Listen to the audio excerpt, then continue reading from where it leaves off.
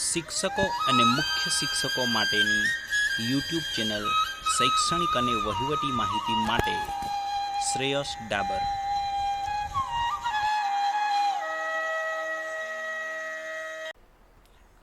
નમસ્કાર મિત્રો, પ્રાથમિક શિક્ષકો માટે ક્લાસ 1 એન્ડ 2 અને ટીપીઓની જે પરીક્ષા છે એની અંદર એમને જે પરીક્ષા આપવા નથી મળતી એ બાબતે આપણા શિક્ષણ મંત્રી શ્રી કુબેરભાઈ ડિંડોરે અગ્ર સચિવ શિક્ષણની અંદર જે કંઈ પત્ર લખ્યો છે, રજૂઆત કરી છે, તો એની અંદર શું કીધું છે, તો એના આધારે ભવિષ્યની અંદર પ્રાથમિક શિક્ષકો પણ આ પરીક્ષાઓ આપી શકશે એવો અંદાજ આપણને આવે છે.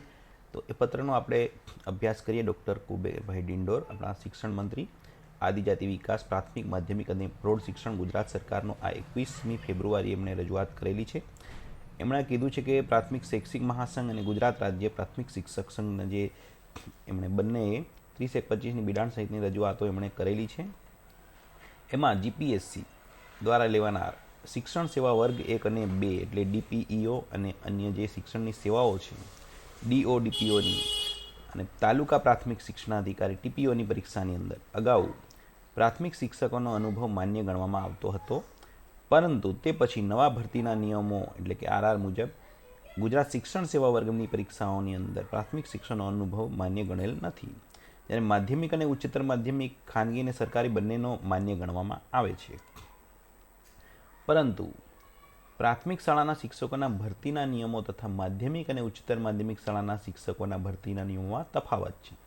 પ્રાથમિક શાળાના શિક્ષકોના ભરતીના નિયમોમાં લઘુત્તમ આવશ્યક શૈક્ષણિક લાયકાત તરીકે તાલીમી સ્નાતકની જોગવાઈ રાખેલ નથી, એટલે કે બીએડની જોગવાઈ એમાં ફરજિયાત નહોતી, જે પાછળથી ઉચ્ચ પ્રાથમિક વિભાગ એટલે 6 થી 8માં તાલીમી સ્નાતકનો સમાવેશ કરાયેલ છે. એટલે આપણે જાણીએ છીએ 1 થી 5માં પીટીસી વાળાની ભરતી થાય છે અને 6 થી 8ની અંદર બીએડવાળા, 1 થી 5માં જે બીએડવાળાને લેવાય છે પણ ફરજિયાત જે પીટીસી વાળાને 1 થી 5માં લેતા હતા. ત્યાર પછી 6 થી 8ની અંદર તમે જુઓ છો તો બીએડવાળાની ભરતી થાય છે, જ્યારે માધ્યમિક અને ઉચ્ચતર માધ્યમિક શાળાના શિક્ષકોના ભરતીના નિયમોમાં તાલીમી સ્નાતક, અનુસ્નાતક હોવાની આવશ્યક લઘુત્તમ શૈક્ષણિક લાયકાત હોવાનું ફરજિયાત જોગવાઈ છે. એટલે અહીંયા સ્નાતક કે અનુસ્નાતક એમાં હોય તો જ માધ્યમિકમાં નોકરી મળે છે.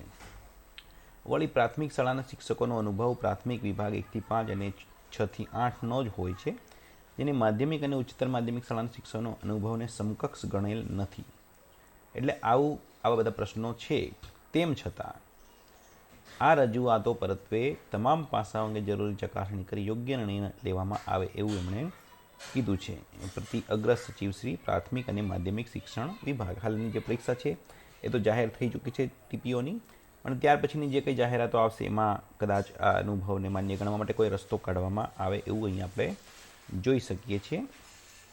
આ જે કંઈ જાહેરાતો આ 40 જગ્યાની હાલની જે પરીક્ષા 16મી તારીખે લેવાવાની છે અને બીજી મે મહિનામાં એનું તો થઈ ગયું, પણ નેક્સ્ટ ટાઈમ અથવા તો આની અંદર કોઈ ઉપાય કરે, કારણ કે આમાં તો ફોર્મ ભરાઈ ચૂક્યા છે. તો આ રીતે પ્રાથમિક શિક્ષકો